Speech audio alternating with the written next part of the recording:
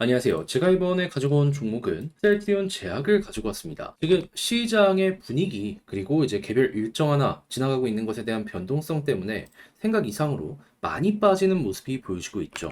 어떤 걸 포인트로 짚는 게 좋을지 이거 하나씩 살펴보도록 할 테니까 들어보시고 도움 된다면 구독과 좋아요 한번 꾹 눌러주시면 감사드리겠습니다. 자, 여러분들은 현재 셀트리온 제약을 두 가지 포인트로 좀 나눠서 봐야 될 필요가 있습니다. 자, 일단 첫 번째는 뭐냐? 다른 것보다 지금 셀트리온이랑 합병하느니 마느니 얘기 들려오고 있잖아요. 이에 대한 결과물에 따라서 움직이는 게 첫 번째고, 두 번째 같은 경우에는 올해 하반기부터 제약바이오에 대한 이 분위기가 되게 좋아질 가능성이 높거든요.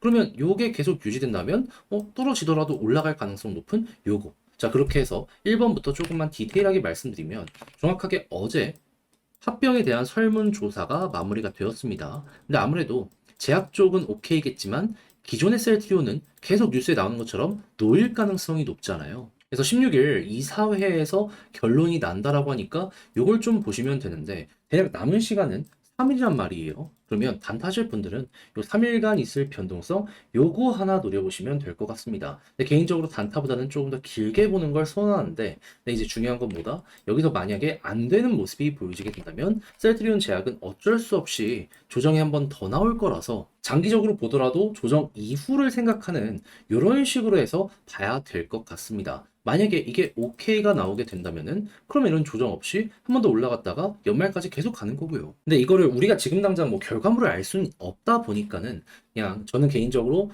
회사의 욕심 여기에 집중해서 봤으면 좋겠다 정도로 넘어가고, 그러면 하반기에 왜 올라갈 가능성이 높냐라는 걸 좀 말씀드리도록 하자면, 일단 셀트리온 관련해가지고 신약들이 점점 점유율을 높이는 게 첫 번째고요. 두 번째 같은 경우에는 지금 제약바이오에 대한 뉴스가 엄청 많이 나오고 있습니다. 왜? 올해 9월부터 금리 인하가 진행이 될 가능성이 굉장히 높다. 사실상 확정이다라는 얘기가 들려오고 있거든요.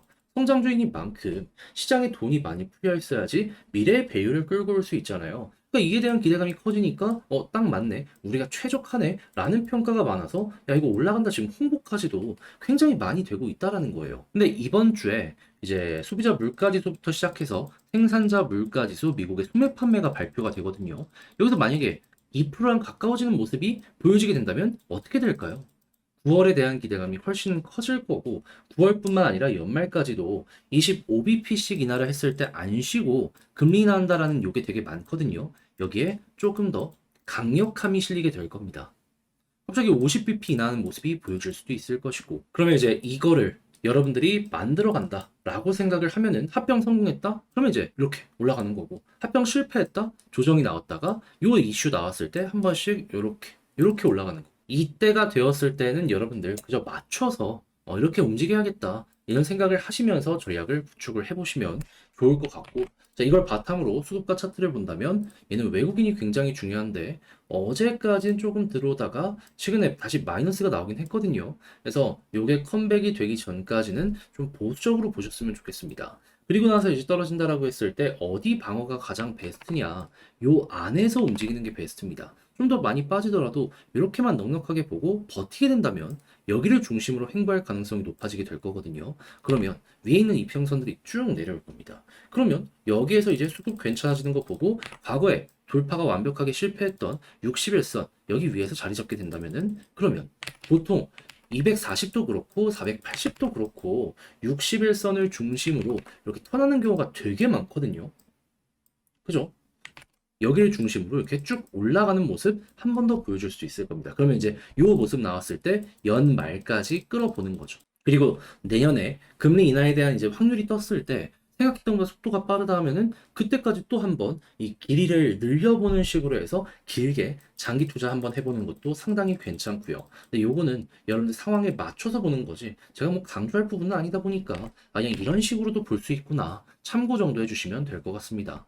자, 그럼 지금 봤던 걸 바탕으로 글로 쓰면서 영상 마무리 짓도록 하면, 일단 첫 번째 나오는 뉴스 3일 뒤 결과 나오게 될 것인데, 정확하게 정답을 알 수 있는 방법은 우리가 지금 당장 없기에 그저 상황에 맞춰서 대응법만 준비를 하도록 하자 했을 때, 만약에 합병된다? 그러면 셀트리온 제약 입장에서는 완전 호재이기 때문에 여기서 한번 올라가고 제가 방금 말씀드린 금리 이슈 때문에 연말 여기까지 계속 가는 거 생각하시면 되고요. 그리고 만약에 노후를 한다면 크게 조정이 나오지만은 난 이거 버티고 반등 노려보겠다 하시게 된다면은 방금 설명드린 이것도 역시 연말을 보시면서 여기 바닥 잡히는 거 보고 오케이 하면 조금 편안한 마음으로 끌어보시면 되고요. 요때는 이제 핵심 저항 라인이 어디다? 61선 돌파할 때까지 버텨보셨으면 좋겠습니다. 그리고 제가 두산 에너빌리티 이제 목표하는 가격이나 이런 거 설정하는 거 보시면 아시겠지만 제가 또 기가 막히게 특정 이제 지점들 잘 보잖아요.